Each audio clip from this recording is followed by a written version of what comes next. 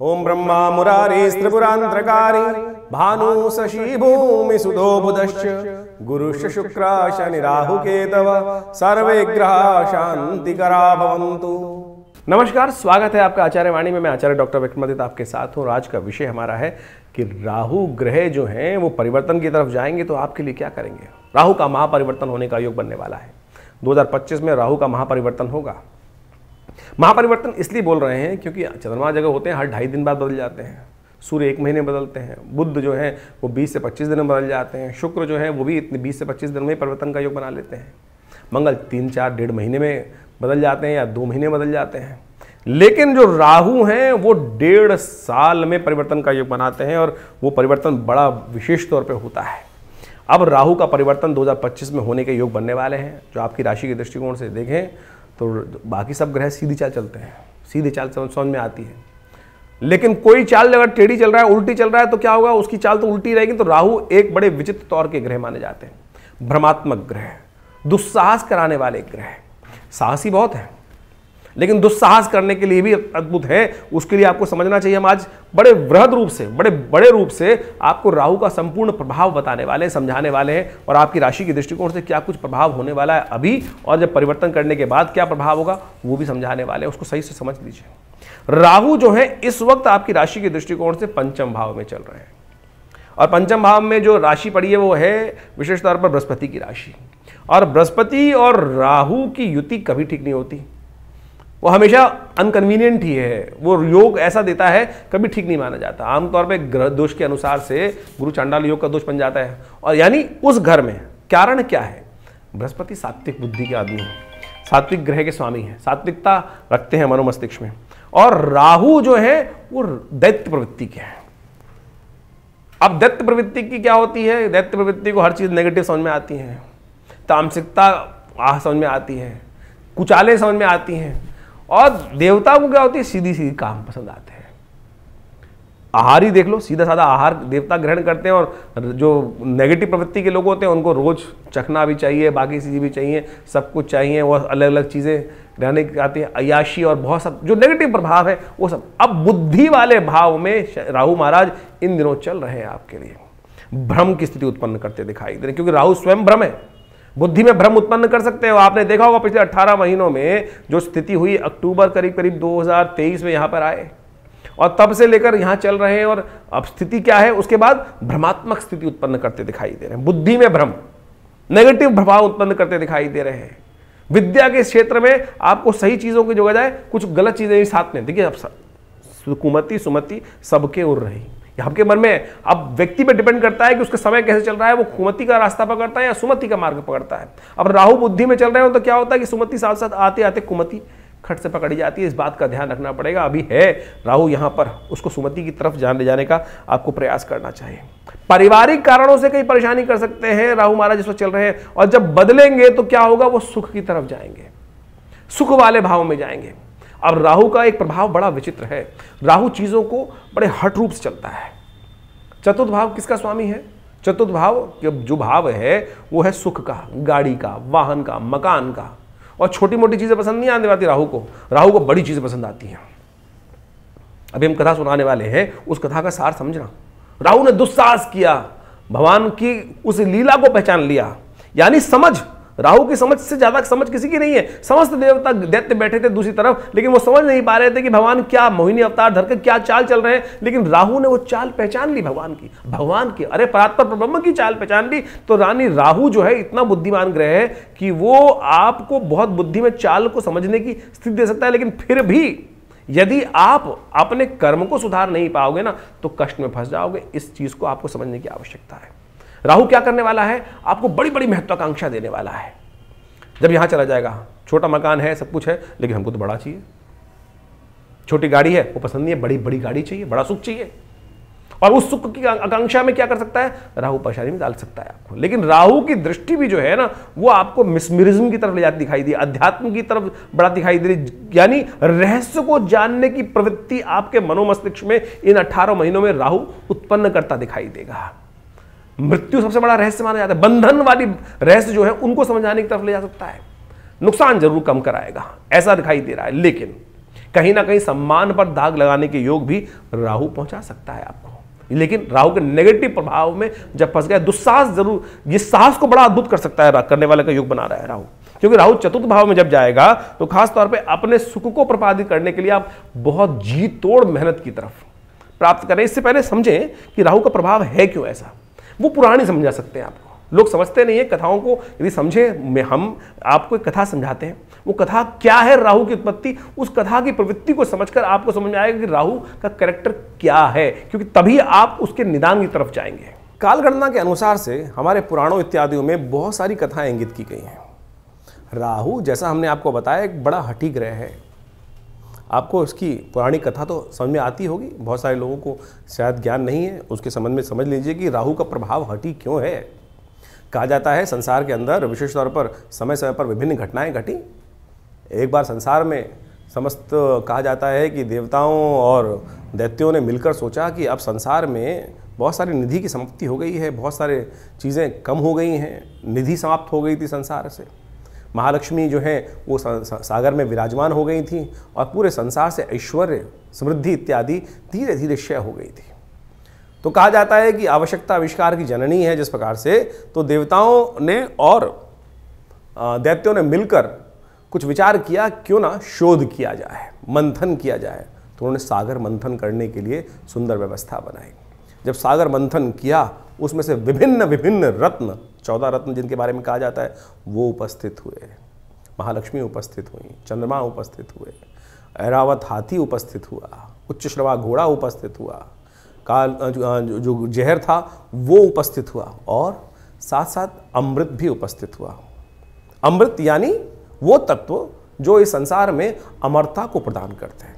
हम सब मानव हैं और हम सब की इच्छा क्या होती है, किसी प्रकार भी संसार में मृत्यु लोक में आने के बाद जाए ना, अमृत तत्व तो किसी ना किसी प्रकार से मिल जाए। देवताओं और दैत्यों में भी यही बहस की मुद्दा बना। अमृत तत्व निकला जब मंथन से, रिसर्च करोगे तो कुछ ना कुछ, जब मंथन करोगे तो कुछ ना कुछ अमृत निकल के ही आएगा, कुछ ना कुछ लाभ प्राप्त तो होगा ही होगा। जैसे दूध को मथा जाए तो उसमें से मक्खन निकलेगा ही। हर एक की इच्छा होती है मक्खन को किसी प्रकार से उपयोग किया जाए, लेकिन जो ग्वाला होता है उसको निकाल कर बेच देता है, पैसा कमा लेता है उससे।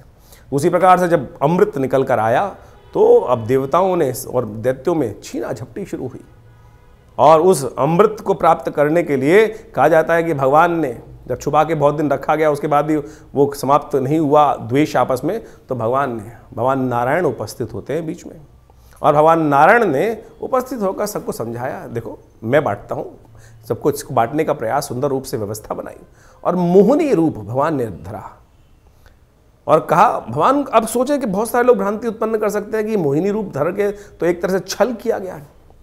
देखिए एक बात समझ लें, जो इस बात को प्रतिपादित करना चाहिए, छल नहीं था, सत्य था। इसलिए था कि दैत्यों को अगर आप दे देते, गलत व्यक्ति के हाथ में अगर पावर दे दोगे, इस वक्त विश्व की सबसे बड़ी जो मिसाइलें हैं किसी गलत व्यक्ति के हाथ में आ जाएं तो वो क्या करेगा, विश्व को डरा धमका कर सब कुछ अपना वर्चस्व स्थापित कर लेगा। तो भगवान नारायण ने जो सुंदर व्यवस्था बनाई कि अमृत तत्व का उपयोग दैत्य किस प्रकार से करेंगे, देवता किस प्रकार से करेंगे, वो पहले से ही अच्छे से समझते थे। तो उन्होंने सुंदर व्यवस्था को बनाने का प्रयास किया कि दैत्यों को किसी प्रकार भी अमृत नहीं मिलना चाहिए। उन्होंने देवताओं को और दैत्यों को अलग अलग पंक्ति में बिठाया, और कहा जाता है कि जैसे ही वो अमृत तत्व उनको पिलाते थे, और देवताओं को अमृत पिलाते चले जा रहे थे, और जब अपनी माया से वशीभूत करके दैत्यों को सुरा यानी कुछ साधारण जल जो था वो पिलाते चले जा रहे थे। सबको लग रहा था कि अमृत तत्व प्राप्त हो रहा है, लेकिन भगवान का जो स्वरूप था मोहिनी अवतार में सारे संसार को मोहित कर कर इस प्रकार की व्यवस्था बना ली थी। कहा जाता है एक राक्षस था, शास्त्र में उसकी अनेक अनेक कथाएं हैं, लेकिन हमने जितना अध्ययन किया, स्वर्ण नाम का एक राक्षस था। स्वर्ण नाम का एक राक्षस था, उसने इस छल को देख लिया, पहचान गया भगवान को कि भगवान क्या कर रहे हैं कि देवताओं को अमृत पिला रहे हैं, और जो दानव हैं, दैत्य हैं, उनको अमृत की जगह कुछ और पिलाया जा रहा है, और समझ में किसी को आ नहीं रहा है। तो वो चुपचाप उस पंक्ति से, दैत्यों वाली पंक्ति से निकल कर, कहा जाता है कि देवताओं की पंक्ति में स्वर्ण नाम का राक्षस जो था, दैत्य था, और कहा जाता है वो उत्पन्न ऋषि कश्यप से हुआ था, और सिंहिका नाम की उसकी माता थी, और वो वहाँ कश्यप गोत्र है उसका, जो राहु है उसका कश्यप गोत्र माना जाता है। कहा जाता है कि वो वहाँ जाके देवताओं की पंक्ति में बैठ गया, और जैसे ही वो बैठा जाकर और भगवान पिलाते पिलाते उसकी बारी आ रही थी। ये छल जो था, ये सांप जो किया इसने, जो स्वर्ण नाम के राक्षस ने देवताओं की पंक्ति में आके बैठने का, ये पहचान लिया किसने? सूर्य ने और चंद्रमा ने। सूर्य और चंद्रमा ने ये सूचना देवराज इंद्र को दी, और देवराज इंद्र ने ये सूचना जैसे ही भगवान को दी कि भगवान आप जिसको अमृत पिलाने जा रहे हैं वो देवता नहीं, राक्षस है, दानव है, स्वर्ण नाम का राक्षस है।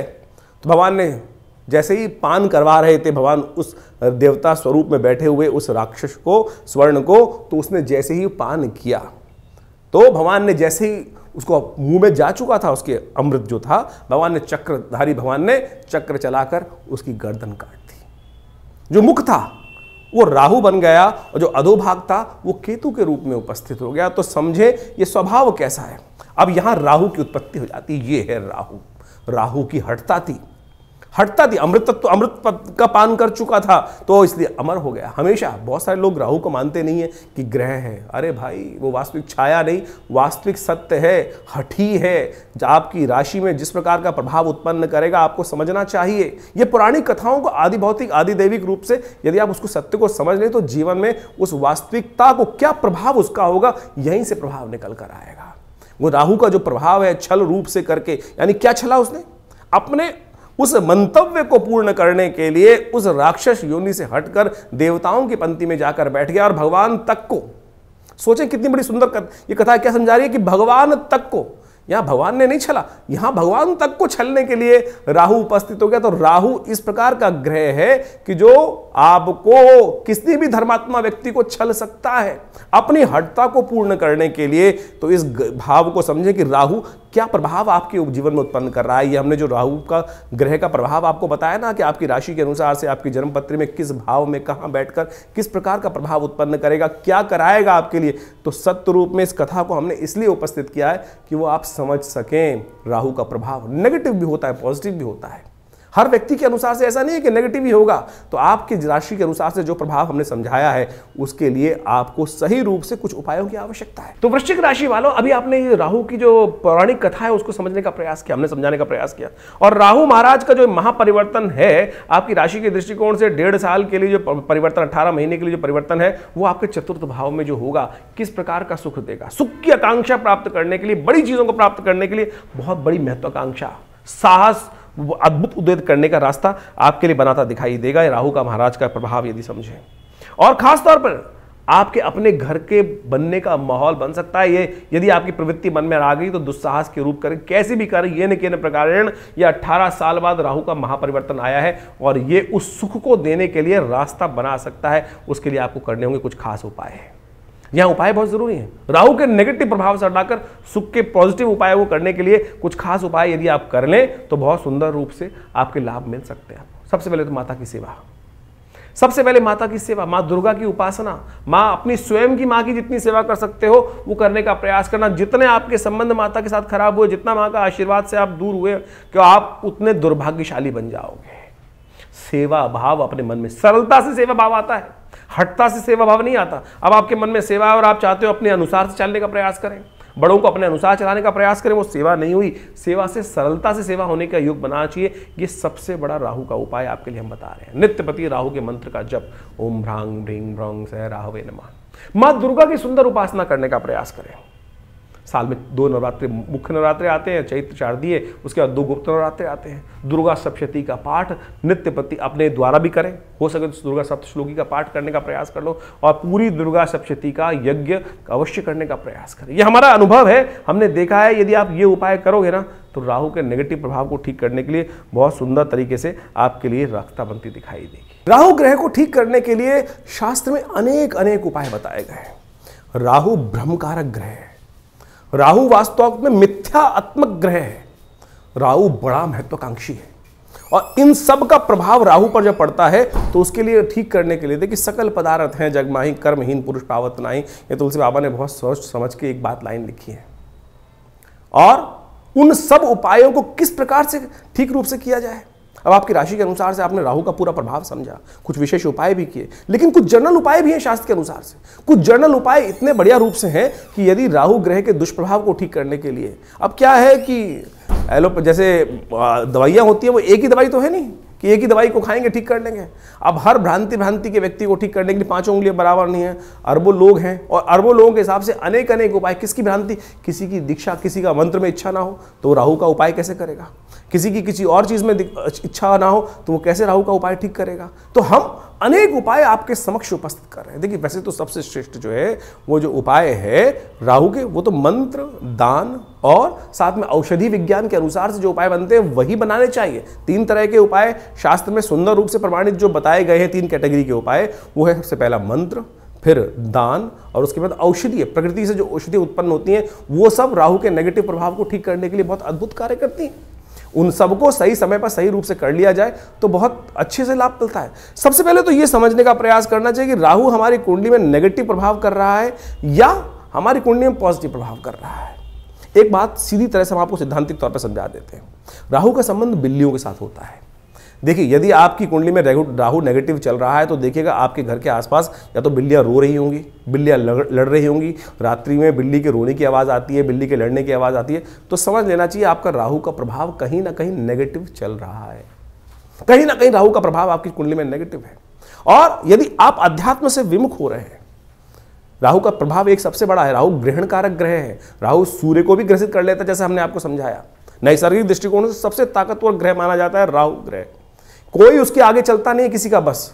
यानी सबसे ज्यादा प्रभाव क्या होता है, सूर्य का ग्रह का प्रभाव होता है। सूर्य किसी हर ग्रह को अस्त कर सकते हैं, लेकिन राहु जिसको छायात्मक ग्रह रूप में माना जाता है, कई लोग तो मानते भी नहीं है। बहुत सारे लोग ये भ्रांति उत्पन्न करते हैं राहु ग्रह थोड़ी है, छाया है वो तो। अरे भैया राहु का प्रभाव नैसर्गिक दृष्टिकोण से यदि आप पढ़ोगे, ज्योतिष की गणनाएं सीखोगे, तो सबसे ज्यादा नैसर्गिक दृष्टिकोण से बलशाली ग्रह जो है वो राहु ही माना जाता है। और कहा जाता है, जिस प्रकार समझें कि राहु सूर्य को भी ग्रसित कर लेता है। अभी हमने आपके समक्ष जो कथा उपस्थित करी, सूर्य राहु जो राहु है वो सूर्य और चंद्र, क्योंकि उनकी आपस में परम शत्रुता है। राहु के 3 शत्रु माने जाते हैं वैसे तो। जी हाँ, राहु के 3 शत्रु माने जाते हैं, सूर्य, चंद्र और केतु भी, क्योंकि बिल्कुल उल्टा प्रभाव है।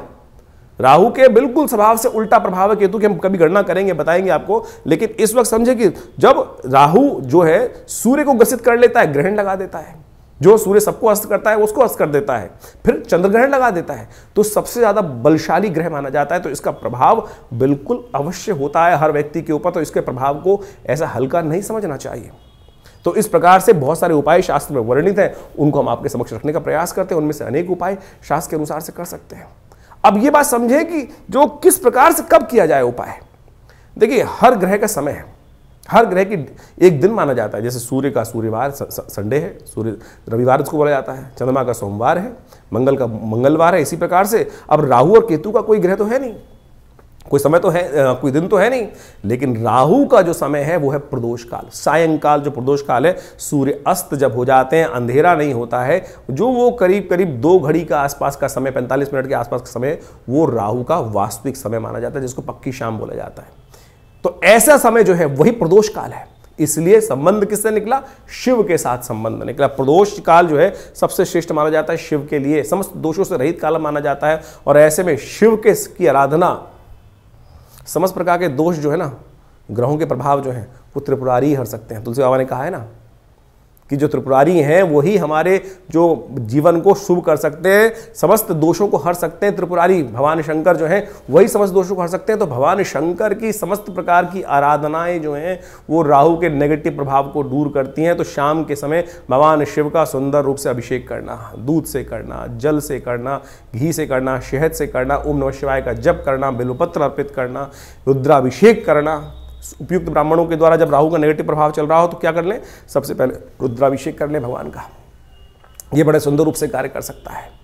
और साथ साथ क्या करें, ओम ओम भ्रांग भ्रींग भ्रौंग, जैसा हमने आपको बताया अभी कुछ देर पहले, ओम भ्रांग भ्रींग भ्रौंग से राहवे नमः, ये राहु का बहुत अच्छा मंत्र है, इसका जप कर लिया कीजिए। एक और राहु का उपाय प्रभाव बताए, राहु का मंत्र जप जो करें रुद्राक्ष की माला से कर सकते हैं, कोई दिक्कत नहीं है, लेकिन बड़े शुद्ध रूप से करें। बड़ा सीधा साधा मंत्र है, ओम भ्रांग भ्रींग भ्रौंग से राहवे नमः। एक काम और कर सकते हैं, जो पूजा वाले नारियल होते हैं ना, जब राहु का नेगेटिव प्रभाव किसी प्रकार भी ठीक ना हो रहा हो तो एक काले कपड़े में शनिवार के दिन रात्रि के समय शाम को जब सोए तो अपने सिराने 4 पूजा वाले नारियल काले कपड़े में लपेट के रख लें और सुबह किसी चलते पानी में उसको प्रवाहित कर दिया करें। ये राहु का बहुत अच्छा नेगेटिव प्रभाव को दूर करने के लिए अद्भुत उपाय है।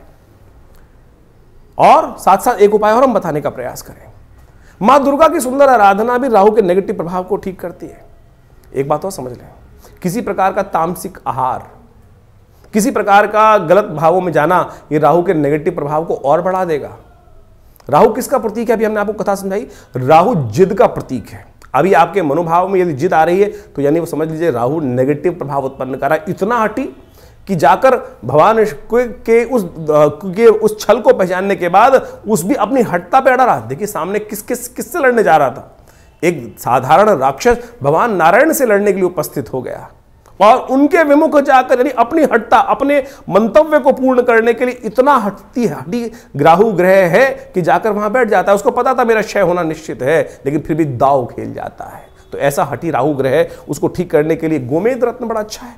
8 रत्ती का गोमेद आप धारण कर सकते हैं, लेकिन शुद्ध रूप से मिल जाए। तो आज की तारीख में तो रत्नों का ऐसा हिसाब किताब हो गया है कि वो लैब में बनाकर लोग बेच देते हैं, फिर वो कल्चर्ड है तो क्या उत्पन्न करेंगे। इसके साथ साथ आप राहु का जो प्रभाव है वो भी उसको ठीक करने के लिए कार्य कर सकते हैं। आप एक काम कर सकते हैं, कोयला लेकर यदि शाम के समय चलते पानी में उसको प्रवाहित कर दीजिए। कभी कभी ये उपाय कर लिया कीजिए। मूली का दान करना भी राहु के लिए बड़ा अच्छा उपाय माना जाता है। एक उपाय और बताया आपको हम, बड़ा सुंदर उपाय है। देखिए राहु जो प्रभाव है ना, वो भ्रम का प्रभाव है। भ्रम छाया कारक ग्रह है। राहु के उपाय को, राहु के नेगेटिव प्रभाव को ठीक करने के लिए काम कर सकते हैं आप नित्य प्रति। देखिए हमने जैसे कहा कि औषधि जो विज्ञान है वो बड़ा सुंदर है। अपने घर में गूगल की धूम्र उपस्थित किया करें। शाम के समय अवश्य काम करें कि एक कोयले का जो या लकड़ी का बना लीजिए कोयला, उसके अंदर हवन इत्यादि की सामग्री डालकर उस जो लकड़ी का कंडा है उसको रख लीजिए। या गोबर का जो विशेष तौर पर जो उपला बनाया जाता है उसमें आग लगाने के बाद उसके ऊपर थोड़ी सी गूगल अष्टगंध के अंदर आती है गूगल, एक पेड़ का गोंद होता है गूगल के पेड़ का, उसको डाल दिया जाए। ये बड़ा सुंदर प्रभाव है। राहु के नेगेटिव प्रभाव को धूम्र उपस्थित कर आप राहु के नेगेटिव प्रभाव को ठीक कर सकते हैं। राहु के विभिन्न कोण हैं। जो नैऋत्य कोण माना जाता है वो राहु का कोण माना जाता है। उस कोण को, घर को साफ रखने का प्रयास करें। गंदगी ना रखें उस कोण को। उस राहु जब नेगेटिव हो रहा होता है, समझ लीजिए उस कोण में घर में नेगेटिव आनी शुरू हो जाती है। उस कोण में कम से कम जूते ना रखें। नैऋत्य कोण में जूते ना रखने का प्रयास करें, गंदा ना रखने का प्रयास करें। और तो और समझे, राहु का नेगेटिव प्रभाव जब हो रहा हो, घर के दरवाजे जो है वो क्या होता है, आवाज करने लगते हैं। ची ची की आवाज आने लगती है, चिटकनी खराब होने लगती है। तो उनको ठीक रखने का प्रयास करें। ये सब वास्तु दृष्टिकोण से भी बड़ा सुंदर उपाय है। इनको रखने का प्रयास ठीक करेंगे तो बहुत सुंदर रूप से लाभ प्राप्त होगा। जो आपके घर में राहु क्या है, एक नेगेटिव ग्रह है और धूम्रात्मक ग्रह है। कोशिश ये करें आपके घर में गंदगी नहीं होनी चाहिए। जैसे आपके नहाने की जगह, स्नान करने की जगह है, वहाँ बहुत सारी, कई बार क्या होता है काई लगी है, कुछ लगी है, घर में बहुत सारी सीलन आई हुई है, तो समझ लीजिए राहु का नेगेटिव प्रभाव आपके जीवन में चल रहा है। उसको तुरंत ठीक करने का प्रयास करें।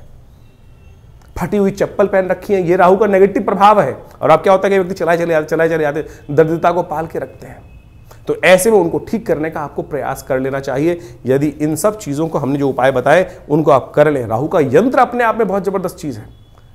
राहु के मंत्र से करीब 18,000 मंत्र को जप करके ओम भ्रांग भ्रीं भ्रौंग से राहवे नमः, इस मंत्र से सिद्ध करा हुआ राहु का यंत्र आप स्थापित कर सकते हैं। ये 1.5 साल तक बिल्कुल रूप घर में रखें। उसका नेगेटिव प्रभाव यदि सही रूप से जप हुआ है।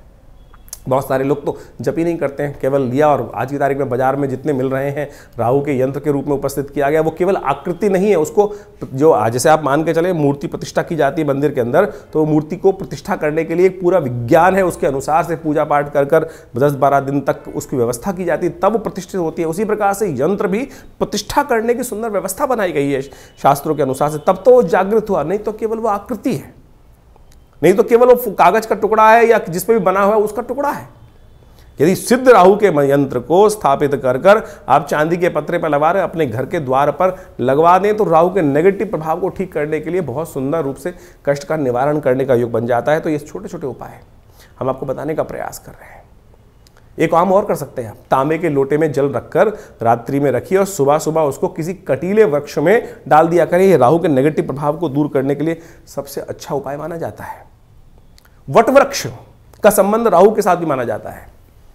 वृक्षारोपण, किसी देवस्थल पर जाकर आपके द्वारा कोई वट वृक्ष लगाएं और घर के नैऋत्य कोण की तरफ लगाने का प्रयास करें। घर के नैऋत्य कोण की तरफ, यदि आप कोई ऐसा बड़ा विशाल वृक्ष लगाकर दूर, घर से दूर, पार्क इत्यादि में नैऋत्य कोण की तरफ चलते हुए लगाएं और उसको नित्य प्रति पोषित करें, तो ये राहु के नेगेटिव प्रभाव को ठीक करने के लिए बहुत अच्छा उपाय कर सकता है। सीधे साधे उपाय जो हमने आपके समक्ष उपस्थित किए हैं, ये करेंगे तो बहुत अच्छा रहेगा। सबसे बढ़िया श्रेष्ठ उपाय भगवान शिव की आराधना, तिलोदक, तिल के जल से तिल मिलाकर उसके द्वारा भगवान का सुंदर अभिषेक, भस्म के द्वारा भगवान का अभिषेक करना, ये समस्त चीज़ों से राहु का नेगेटिव प्रभाव, देखिए इतने उपाय हमने आपको बताए, इनको समझ लीजिए, करेंगे तो बहुत सुंदर रूप से आपके नेगेटिव प्रभाव को ठीक करने के लिए राहु अद्भुत रूप से आपकी सहायता ही करेंगे, लाभ ही देंगे। तो ये आपने राहु का जो प्रभाव है आपकी राशि के अनुसार से समझा, लेकिन जन्मपत्री तो है, पूरे बहुत सारे ग्रहों का योगा योग का प्रभाव है, वो उसको समझना चाहिए। लेकिन एक स्पेसिफिकली ग्रह भी परिवर्तन कर कर जीवन में वारे न्यारे कर सकता है, इस बात को हमको समझना चाहिए। जन्मपत्री जो है बहुत ही वृहद वर्णन है ज्योतिष का, और उनमें अनेक योग आपकी जन्मपत्री में बने होते हैं, और जिनको विभिन्न शास्त्रों में, पाराशर, जैमिन इत्यादि विभिन्न ऋषियों ने, विभिन्न संतों ने समय समय पर ज्योतिष के जो प्रकांड पंडित थे उन्होंने उपस्थित किया है। और उन सब ग्रहों की स्थिति को समझकर, यदि उन ग्रहों की स्थिति को समझें और उनका प्रभाव समझें, और उसका प्रभाव हमारे पर किस प्रकार का होने वाला है, हम जिस वक्त जन्म लिए हैं, हमारे जन्मपत्री में जो ग्रहों का प्रभाव है वो किस प्रकार का है, यदि उसको सही समय पर समझ लिया जाए तो आने वाले समय को सही से समझकर जीवन के बहुत सारे कष्टों को दूर कर सकते हैं। कई बार क्या होता है कि जब भाग्य में बहुत कुछ कष्ट लिखा होता है तो हम सही जगह पहुंच नहीं पाते हैं। इसलिए भाग्य को, ज्योतिष विज्ञान जो है, ज्योतिष को विज्ञान कहा जाता है, ज्योतिष को शास्त्रों में जो विज्ञान की बात की गई है, देखिए सोचें कि आज नासा की जो गणनाएं हैं वही हमारे ज्योतिष शास्त्र की गणनाओं को बिल्कुल मैच करती हैं। चाहे वो ग्रहण का प्रभाव हो, चाहे वो ग्रहों की दूरी हो, चाहे वो ग्रहों की गति हो, चाहे वो ग्रहों का जिस प्रकार से अस्त होना, दिखाई देना, किस प्रकार का योगा योग बनना है, कब, आज नहीं 100 साल बाद का भी गणना ज्योतिष शास्त्र के अनुसार से बताई जा सकती है, और वो बिल्कुल एग्जैक्टली मॉडर्न एस्ट्रोनॉमी के पॉइंट ऑफ व्यू से बिल्कुल एग्जैक्ट बैठती हैं। तो आप इस बात को सत्य रूप में समझ लें कि ज्योतिष के प्रकांड पंडित जिन्होंने इस संपूर्ण ज्योतिष विज्ञान की संरचना अनादिकाल से करी, अनादिकाल से, कोई इसको गणना की जाए कि 100 साल, 500 साल पहले, 1000 साल पहले या 2000 साल पहले, नहीं, अनादिकाल से भारत के अंदर वेद विज्ञान के अनुसार से जो सृष्टि संवत लिखा गया वो करोड़ों में है, और उसके अनुसार समझ सकते हैं कि हमारी काल गणना बिल्कुल एग्जैक्ट कहाँ से रही। हम विकसित थे, विकसितता की तरफ चलते चले जा रहे हैं, और ज्योतिष की महत्ता इसी बात से प्रपूरित हो जाती है कि ज्योतिष की जो गणनाएं हैं वो बिल्कुल आज मॉडर्न साइंस के अनुसार से एग्जैक्ट बैठती हैं। तो इस बात को हमें ज्योतिष विज्ञान को समझना चाहिए, और ग्रहों की गणना के अनुसार से चीज़ों को समझते हुए कार्य कर लेते हैं। बहुत सारे लोग विडंबनाएं मन में उत्पन्न कर सकते हैं कि सब बकवास है, कुछ नहीं है, क्या नहीं है। ऐसे तो मॉडर्न जो हेल्थ पॉइंट ऑफ व्यू से जो मॉडर्न विज्ञान है उसके अनुसार भी बहुत सारी चीज़ जंजाल बन जाती हैं। और लेकिन जब भाग्य होता है तो सही दिशा, सही डॉक्टर पे व्यक्ति पहुंच जाता है, और उसके द्वारा बताए गए निदान को प्राप्त कर कर आरोग्यता प्राप्त कर लेता है। वही ज्योतिष विज्ञान है कि सही समय पर हमें सही समय की चाल समझ में आ जाए, और उसका प्रभाव हमारे जीवन पे किस प्रकार का प्रभाव होने वाला है वो समझ में आ जाए, तो हम जीवन के वारे कष्टों को दूर कर सकते हैं, वारे न्यारे कर सकते हैं। तो इसलिए अपनी जन्मपत्री को समय समय पर दिखाते रहना चाहिए। ये जो हम लगातार संवाद आपके समक्ष अपने चैनल के माध्यम से उपस्थित करते रहते हैं, बताते रहते हैं ग्रह गणनाओं के बारे में। अब देखिए यहाँ पर तो राशि के अनुसार ही बताना पड़ेगा, यहाँ तो ग्रहों की चाल के अनुसार ही बताना पड़ेगा। क्यों? क्योंकि अरबों लोग हैं संसार के अंदर, हर एक का भाग्य अलग है।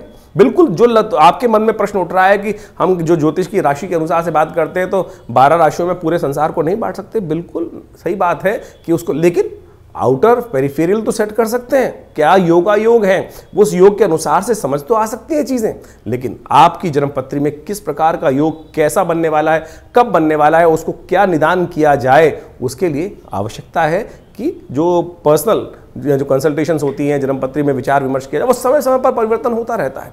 और उसके लिए आप समझें, जानें, और उसके लिए पर्सनली आप आश्रम पर आ भी सकते हैं, संपर्क साध सकते हैं।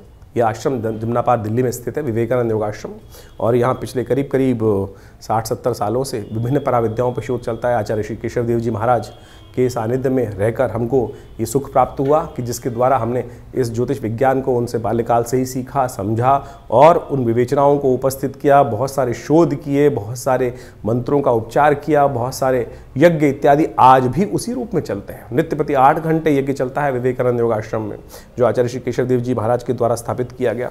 आप भी उस यज्ञ में समय समय पर जो कार्यक्रम होते हैं उसमें आगे स्थित हो सकते हैं। विभिन्न ग्रहों के उपचार किए जा सकते हैं। विभिन्न ग्रहों की जो समस्याएं हैं उनके निदान जो है ना वो अनेक रूप से बताए गए हैं। सबसे बढ़िया मंत्र जप, यज्ञ, यंत्र, दान इत्यादि बताए गए हैं। औषधि के अनुसार से बहुत सारे उपाय बताए गए हैं। उन सबको हम समय समय पर आपके समक्ष उपस्थित करते रहते हैं। तो आप इस संस्थान पर आकर माँ भगवती का सुंदर श्री विग्रह जो विराजमान है उनके भी दर्शन कर सकते हैं। और उन्हीं का प्रभाव है कि जो आज इस तपस्थली पर नित्य प्रति 8 घंटे यज्ञ चलता है। भगवान की कृपा से समस्त रूप से बहुत बड़ी गौशाला है और वहाँ पर भी गौ सेवा इत्यादि के कार्य किए जाते हैं। औषधालय है जो योग, प्राकृतिक चिकित्सा, आयुर्वेद, फिजियोथेरेपी, एलोपैथिक को इंटीग्रेट करके हम बहुत सारे रोगों का निदान करते हैं। भारत सरकार के पैनल पर हैं। भारत के जो एक्रेडिटेशन अथॉरिटी है NABH, उससे एक्रेडिटेड हॉस्पिटल है। यानी मॉडर्न फैसिलिटी के साथ साथ इस संस्थान को बनाया गया है। आप इन समस्त चीज़ों का लाभ लेते हुए आप इस संस्थान से जुड़ें। धन्यवाद।